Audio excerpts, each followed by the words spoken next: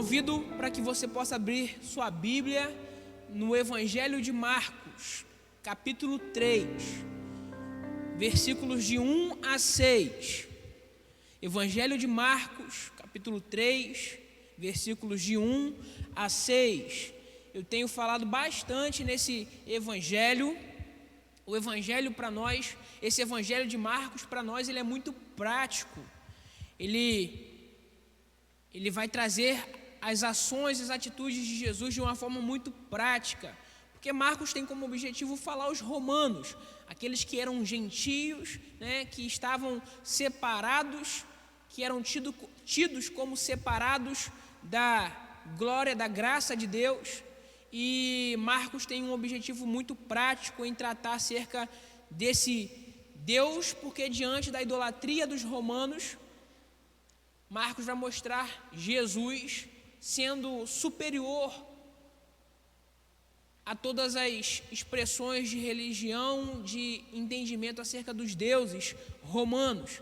Então Jesus ele é muito prático aqui sob a ótica de Marcos. Então é um evangelho muito bom para nós, muito prático, enquanto os outros têm outras funções também.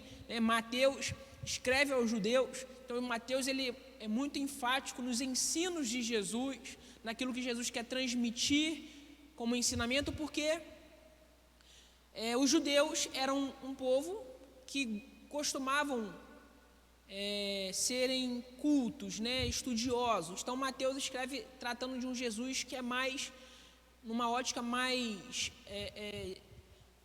culta, E Marcos não, Marcos, como fala aos romanos, ele tenta trazer aqui um Jesus mais prático, com as atitudes práticas, mostrando que Jesus era Deus de uma forma mais prática, Nós vamos ler então um texto que diz assim, Marcos relata assim: Jesus foi outra vez à sinagoga, Jesus ele inicia o seu ministério, nós já falamos isso, na sinagoga. Então ele sai da sinagoga, nós falamos que os ensinos de Jesus não poderiam caber dentro da sinagoga, eles precisavam tomar as ruas, e Jesus ele volta novamente à sinagoga, e estava ali um homem que tinha uma das mãos aleijada.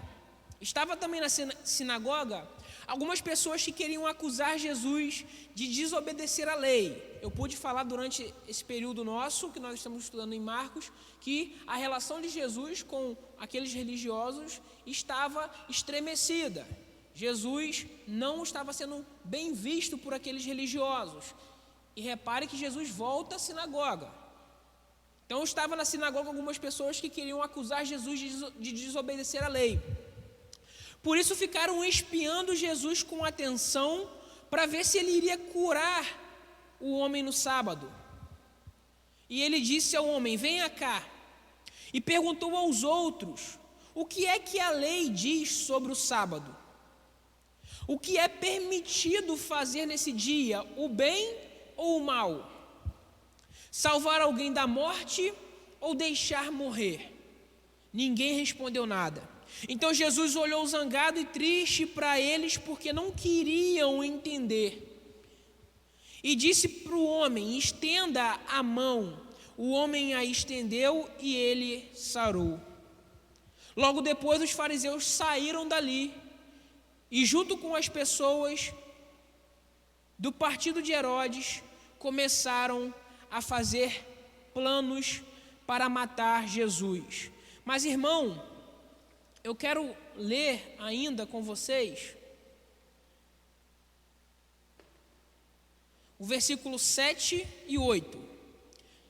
Mas Jesus se retirou com os seus discípulos para o mar, e seguia uma grande multidão da Galiléia e da Judéia, e de Jerusalém, e da Idumeia, e do outro lado do Jordão, e os de Tiro e de Sidom, uma grande multidão que, ouvindo quão grandes coisas ele fazia, vinha até ele.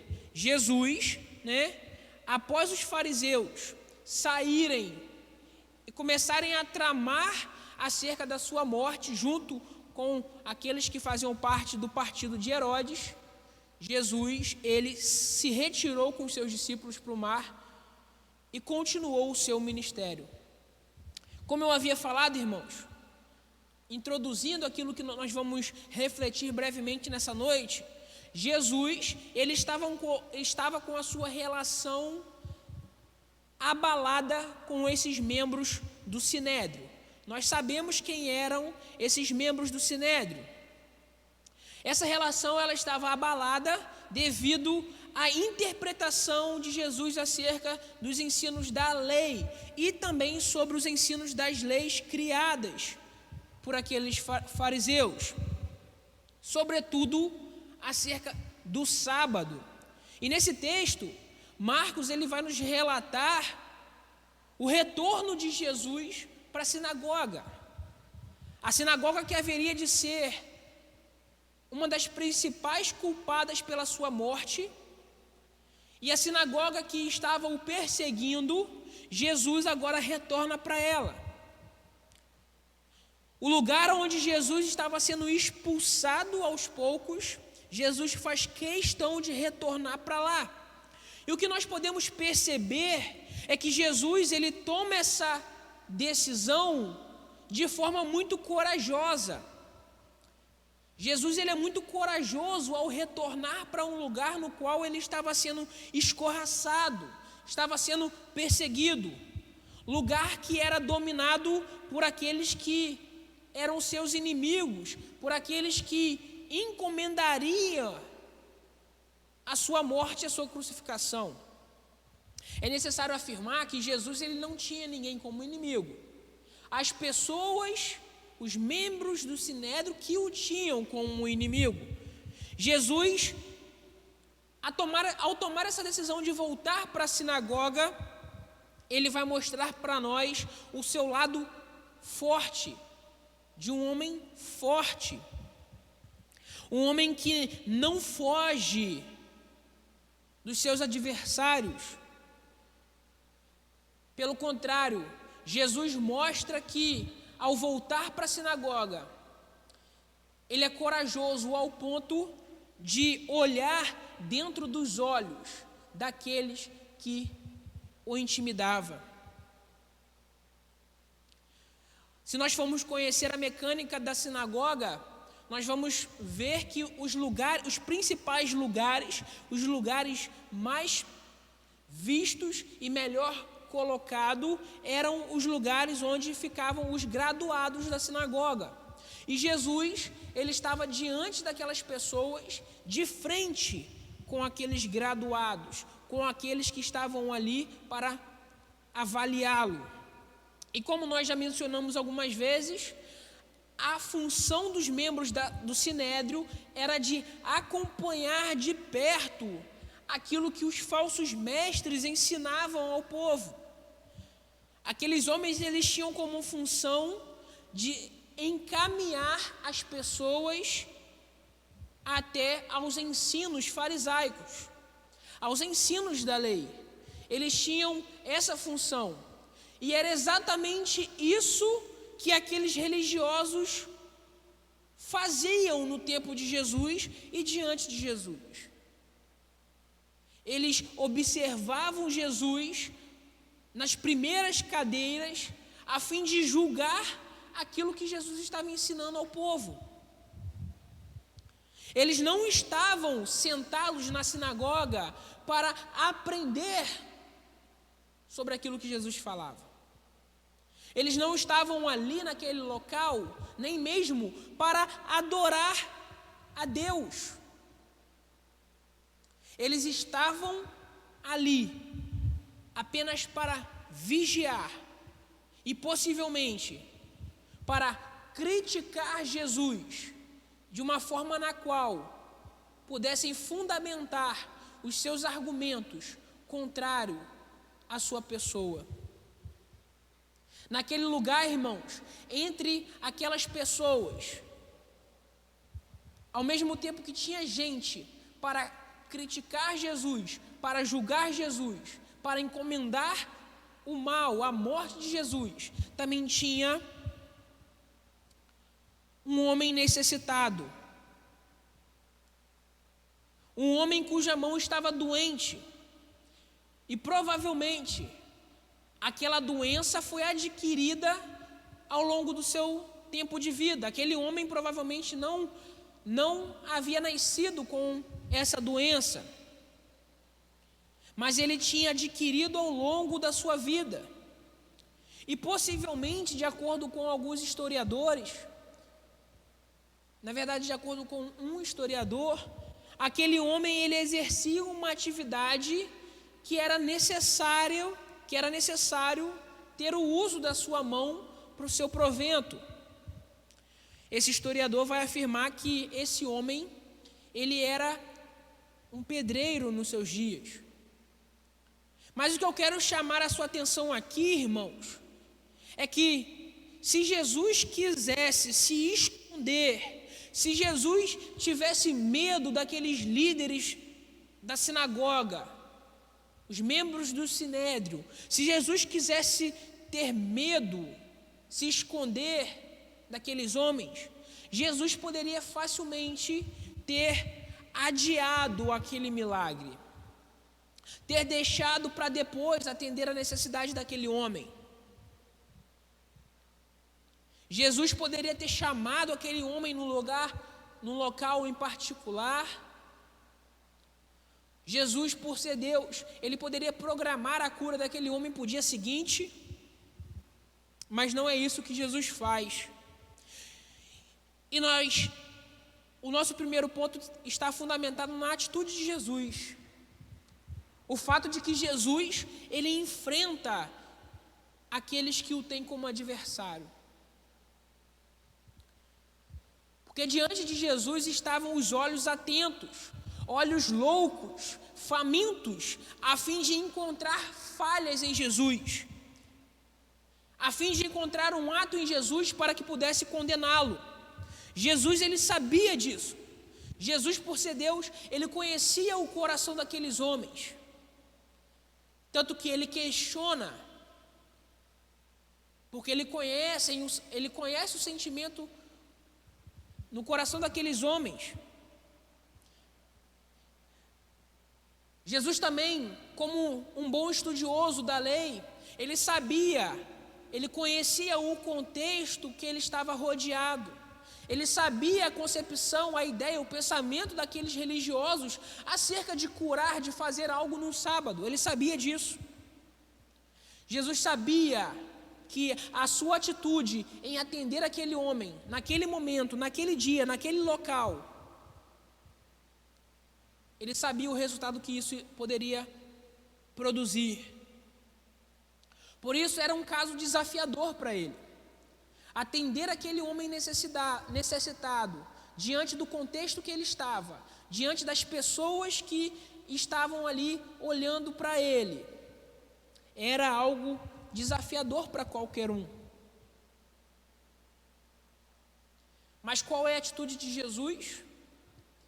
O texto vai dizer que Jesus chama aquele homem, venha cá, e Jesus faz com que aquele homem chegasse até a frente daquelas pessoas, um homem que possivelmente estava passando por um momento de tristeza devido ao quadro da sua mão, poderia estar envergonhado diante da sociedade, devia estar num quadro de desespero, porque, segundo os historiadores, a sua função, o seu trabalho dependia da sua mão. E Jesus faz com que esse homem, talvez envergonhado, chegasse até a frente daquelas pessoas. E Jesus questiona: é lícito no dia do sábado fazer bem ou fazer mal? Salvar vidas ou matar? Jesus, diante de todo aquele quadro, tanto cultural religioso como o seu quadro social político, Jesus, ele põe um dilema para aqueles religiosos. Se no sábado não era possível realizar nenhum bem, e deixar de realizar um bem é fazer um mal, o que Jesus deveria fazer? Se deixar de fazer o bem é fazer o mal, então eles estariam pecando de qualquer forma, porque no sábado eles iriam se privar de fazer o bem a uma pessoa, mas ao privar-se de fazer um bem, ele estaria fazendo um mal de qualquer forma. Jesus, dessa forma, irmãos, ele chega ao centro, ao cerne da questão, que enquanto ele cooperava para o bem de um necessitados, aqueles religiosos, eles estavam planejando um mal.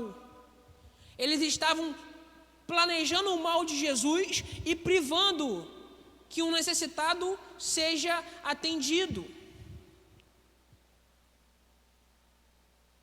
E sob qualquer aspecto, pensar e fazer o bem a um necessitado é sem dúvida nenhuma melhor do que fazer o mal a qualquer pessoa.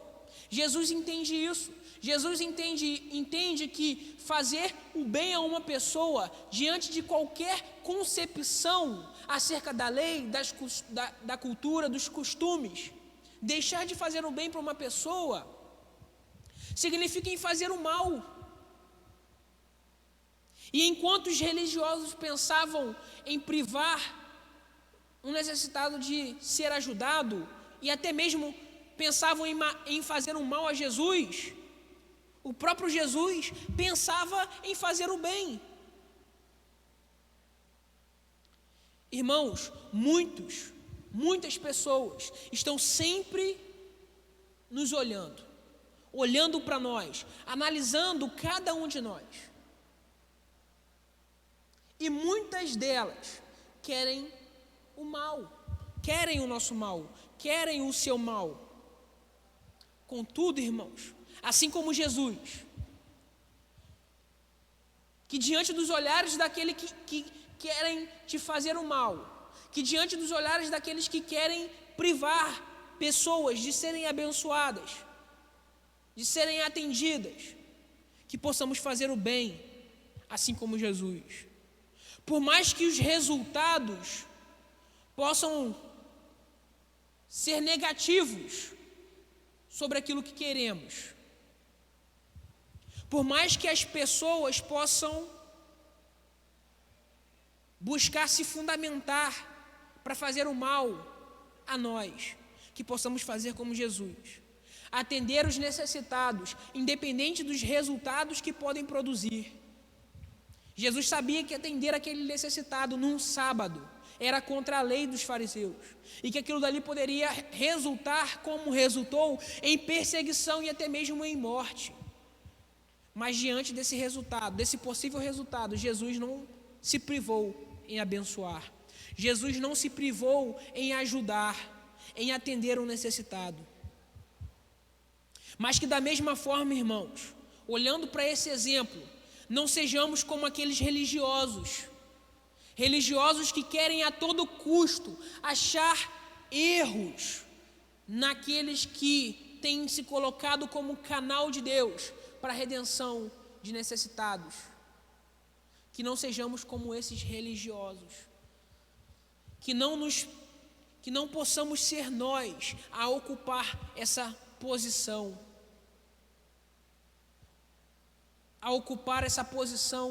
daqueles membros do Sinédrio.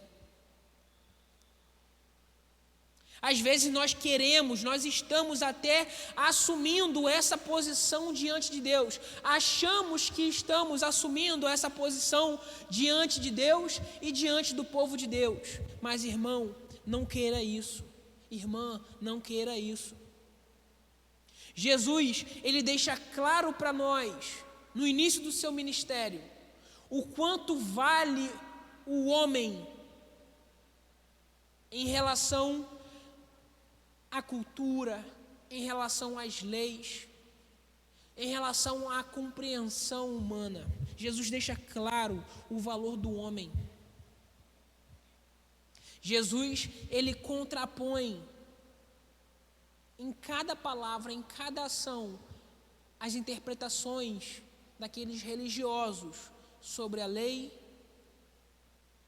através da sua atitude de amor, de empatia, de serviço ao outro, Jesus está sempre contrapondo as interpretações da lei daqueles religiosos. Então, irmão, não assuma a posição daqueles religiosos. Outra questão, não devemos temer aos olhares daqueles que estão na posição de líderes do Sinédrio. Não devemos temer aos olhares daqueles que estão na posição de líderes do Sinédrio. Não devemos temer aos olhares da religiosidade,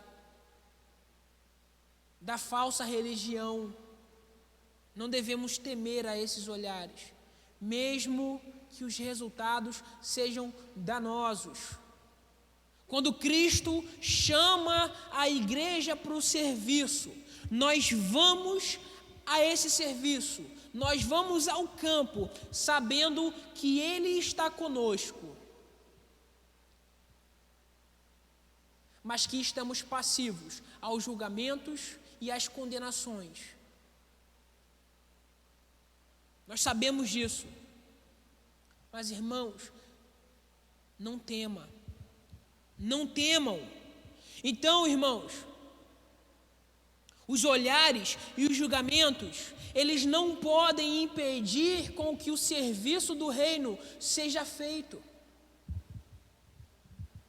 E nós chegamos no nosso segundo ponto, que é o fato que Jesus ele não ignora a necessidade do necessitado, por causa do local, por causa do tempo e por causa das pessoas. Ele não ignora, ou melhor, ele não ignora um necessitado. Ele não ignora um necessitado. Independente do local, independente do tempo, independente das pessoas, Jesus não ignora um necessitado. Como dissemos, era um sábado. Era um sábado, um período que era proibido fazer qualquer atividade, inclusive curar na sociedade judaica. A lei judaica somente permitia que alguns serviços essenciais pudessem ser realizados, como, por exemplo, uma mulher que estivesse pronta para ter um filho, como, por exemplo, atender um doente que corria risco de vida, e até mesmo um acidente. Era possível socorrer uma vítima se ela estivesse viva, mas segundo a lei judaica, se aquela vítima do acidente estivesse morta, era necessário deixá-la no local até o pôr do sol, para que então pudesse retirar, do local. Jesus sabia disso tudo. E para termos uma noção da rigidez daqueles judeus em relação ao período sabático, nós conhecemos na história, uma história que não está registrada em nossa Bíblia, mas está registrada na Bíblia, por exemplo, dos católicos, durante a revolta dos Macabeus. A revolta dos Macabeus foi uma ocasião que aconteceu no período que nós chamamos de período interbíblico, que se dá,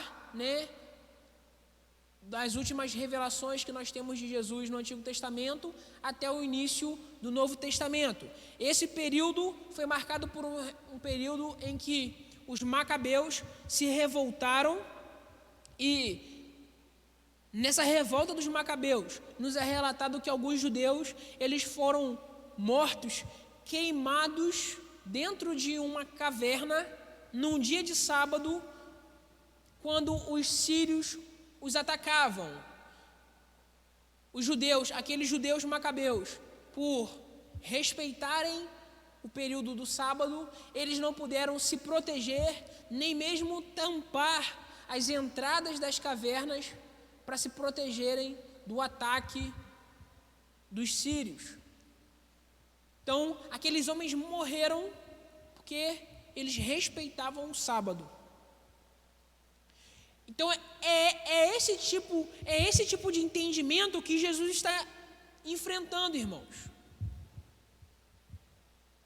É um ensino que estava enraizado há anos. E aquele homem, vindo de Nazaré, estava enfrentando. Ele estava atendendo um necessitado como se estivesse enfrentando uma muralha cultural, legalista, farisaica. Por um necessitado, Jesus enfrentava essa muralha. E se nós formos ver, momentos antes de Jesus afirma que o sábado é feito para o homem. Jesus vai dizer que a religião, a utilidade dela é estar a serviço das pessoas. Com isso, Jesus diz para nós que não é o local, não é o dia, não é a presença daqueles homens, daqueles líderes do Sinédrio, que poderiam impedir com que Jesus pudesse atender à necessidade daquele homem. Como disse na introdução, Jesus poderia adiar a cura, mas ele entende que as necessidades humanas são prioridades independentes de qualquer circunstância e de qualquer momento. E aí nós vamos ter o resultado disso tudo. Os inimigos tramam contra Jesus. Mas o que é mais interessante é que, à medida com que os inimigos tramam contra Jesus, Jesus continua servindo as pessoas. Jesus, ele não se manifesta publicamente contra aqueles adversários. Jesus, ele não chama os seus discípulos para uma revolta. Pelo contrário, Jesus, ele faz com que os seus ensinos, com que as suas atitudes contraponham aqueles religiosos de forma natural. À medida com que Jesus ensinava em amor, à medida com que Jesus agia em amor, tornava com que aqueles homens se tornassem controversos em si mesmo. O ensino de Jesus, as ações de Jesus, tornavam as atitudes daqueles homens controversas. O resultado era apenas perseguição, era intimidação a Jesus. Eles não achavam fundamentos contra Jesus, apenas o perseguia e o intimidava. E diante da maldade do coração daqueles homens, e Jesus sendo Deus, conhecendo o coração daqueles homens, Jesus continua o seu ministério, um ministério de servir aos necessitados. Jesus não busca ser um revolucionário, ele não se autoproclama como resistência. Hoje em dia isso é muito comum, as pessoas se dizerem como resistência, mas Jesus não se proclama como resistência, Jesus não faz motim. Jesus, ele deixa com que o seu amor, com que o seu serviço seja manifestado contra qualquer violência, contra o ódio. Sabe o que Jesus faz contra a violência? Contra o ódio? Ele ama. Ele deixa com que o seu amor, com que o seu serviço seja manifestado. Isso é difícil de entender hoje, né? Hoje nós vivemos uma sociedade injusta e que nós sofremos com as injustiças dessa sociedade, com as violências dessa sociedade, com as separações, com as polarizações, com as ideologias. E diante disso tudo, o que nós queremos fazer muitas vezes? O que os cristãos têm feito? Alguns cristãos têm feito muitas vezes? Têm feito parte de movimentos, têm se autoproclamado como revolucionários, como resistência. Mas seja como Jesus, permita com que o seu amor, com que o seu serviço seja manifestado. E naturalmente, o evangelho, o reino será propagado. E você vai estar produzindo e cooperando para uma sociedade redimida. Era isso que Jesus fazia. Os fariseus, eles começaram a tramar contra Jesus com os herodianos. E quem eram esses herodianos? Nós vamos perceber que a trama desses fariseus com os herodianos fazia com que eles abrissem mão até mesmo da sua própria lei, da sua cultura, dos seus costumes, para poder matar a Jesus. Os herodianos eram aqueles que faziam parte da corte de Herodes, do partido de Herodes. Isso nos mostra, irmãos, que aqueles religiosos, eles foram tão longe para matar Jesus, a ponto de se alinharem, de fazerem alianças com os gentios, com os romanos, e a lei condenava isso. Mesmo que aqueles herodianos fossem judeus, eles estavam em constante contato com os romanos. Lembra, não sei se os irmãos vão lembrar, mas eu preguei aqui um domingo desses sobre Mateus. E Mateus era um judeu que era desprezado pelos judeus. E por que ele era desprezado pelos judeus? Porque ele trabalhava para o Império Romano.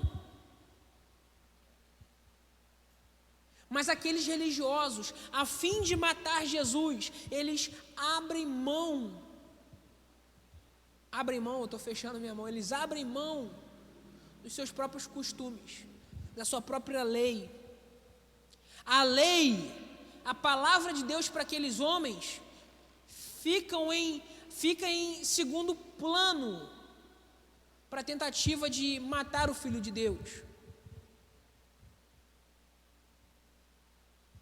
Dessa forma, irmãos, algumas questões ficam claras para nós.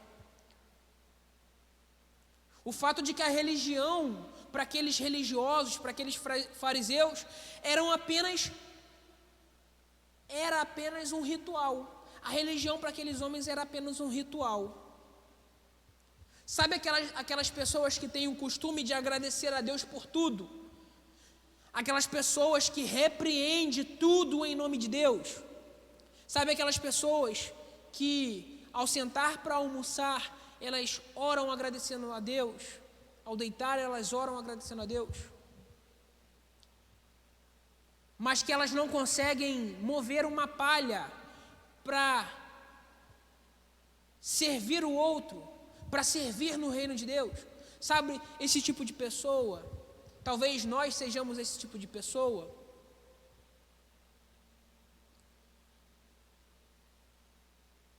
Assim também eram os fariseus. Não estou falando que sentar para agradecer a Deus na hora do almoço, do café, da janta, ao se deitar, ao levantar, não estou falando que isso é errado.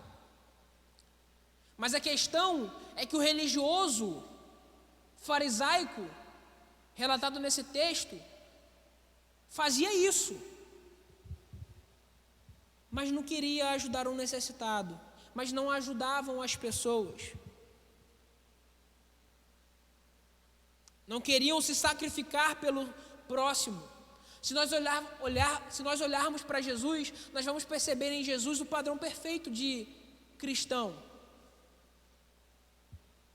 Jesus, à medida que ele era religioso nos seus rituais para com Deus, em suas orações, em seu jejum, Jesus estava sempre servindo o seu próximo.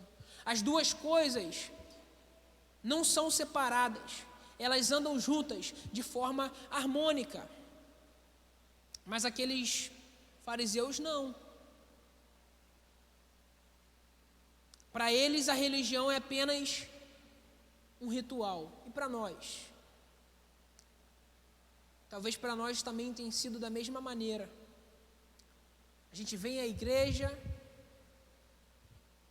a gente ora, a gente jejua, a gente lê a Bíblia, E isso tudo é bom. Mas isso não gera em nós o desejo de serviço. E quando esse desejo não é gerado pela nossa religião, pela nossa fé, nós temos uma fé doente. Nós temos uma religião doente. À medida que para o fariseu a religião é apenas um ritual, para Jesus, além de ser um ritual, é também serviço. A religião para Jesus é serviço. O modo operante de Jesus está em fazer o bem a qualquer custo. Fazer o bem, irmãos, na verdade, o chamado ao discipulado com Jesus, a caminhada com Jesus, exige de nós um custo. E como isso é profundo e difícil para nós, irmãos. Com Jesus aqui, nós aprendemos as reais prioridades da nossa caminhada, as reais prioridades da nossa vida. Nós podemos aprender com Jesus nesse texto que ele não coloca empecilhos sobre a necessidade de ajudar o outro. E como nós colocamos, nós não conseguimos ser constantes como Jesus. Nós cansamos. Nós temos outras prioridades. Que o Senhor nos ajude, irmãos. Que o Senhor nos ajude. O problema, irmãos, não é o ritual, o nosso ritual religioso. O problema não é você vir à igreja todo domingo, assistir as lives todos os dias, a oração da madrugada. O problema não é isso. O problema não é você orar todos os dias. Na verdade, isso tudo é necessário. Mas a questão é que quando é só isso, irmãos, quando é só isso, nós reduzimos a nossa vida com Deus a um ritual. O problema é a ausência da prática religiosa no serviço ao próximo.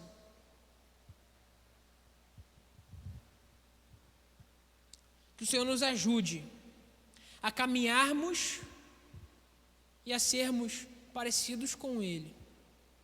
Que o Senhor nos ajude a termos uma sensibilidade de diante de multidões, de diante de pessoas importantes, podermos identificar aqueles que são menores e aqueles que são necessitados. Muitas vezes o nosso coração se encanta pelos olhares.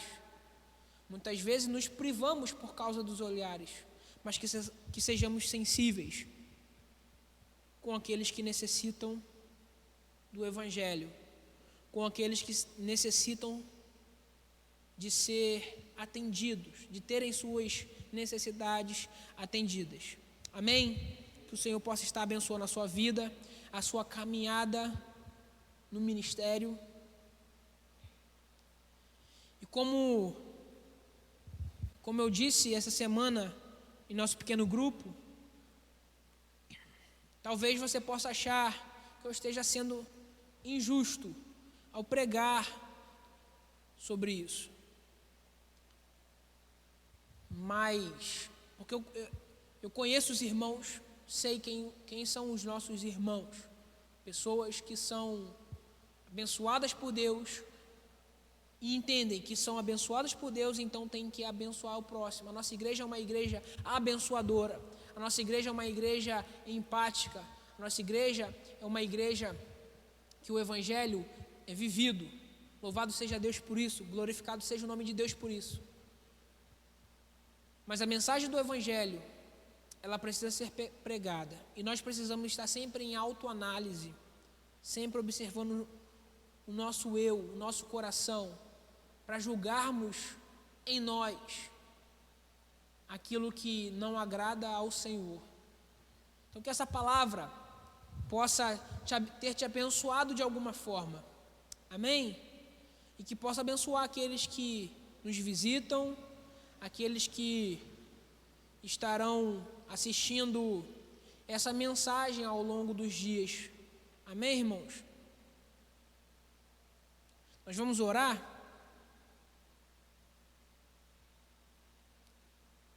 Vamos orar entregando esse momento ao Senhor e faremos algumas comunicações e estaremos nos despedindo.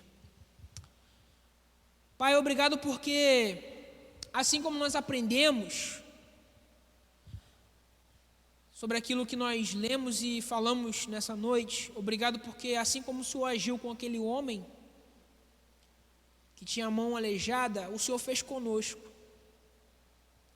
O Senhor nos identificou, o Senhor ouviu as nossas necessidades e nos tirou do atrofiamento que estava a nossa vida, no nosso quadro doentio do pecado. Obrigado porque, da mesma forma que o Senhor fez com aquele homem, relatado por Marcos, o Senhor fez conosco também. Que possamos ser como o Senhor e fazer isso com outras pessoas. Ser canal do Senhor para que outras pessoas possam ser curadas.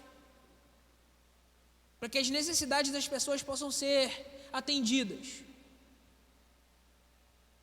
Que o Senhor possa expor o nosso pecado a nós mesmos. As nossas dificuldades a nós mesmos. As nossas fragilidades, a nossa vã religião, o nosso coração enganoso, que o Senhor possa expor a nós, para que possamos, por meio da Tua graça, nos refazer o nosso coração, refazer a maneira como que nós enxergamos a vida, como que nós enxergamos o outro, como que nós interpretamos a Tua palavra. Abra os nossos olhos para enxergar o Teu Evangelho, o Evangelho puro, o Evangelho simples, o Evangelho sã. Abençoe a Tua igreja, abençoe o Teu povo, na peregrinação para a terra prometida. E que durante essa peregrinação, que o Teu povo possa estar sendo multiplicado. Que possamos progredir em conhecer ao Senhor e progredir com o reino nessa cidade. No nome de Jesus que oramos, louvamos o Teu nome. Amém.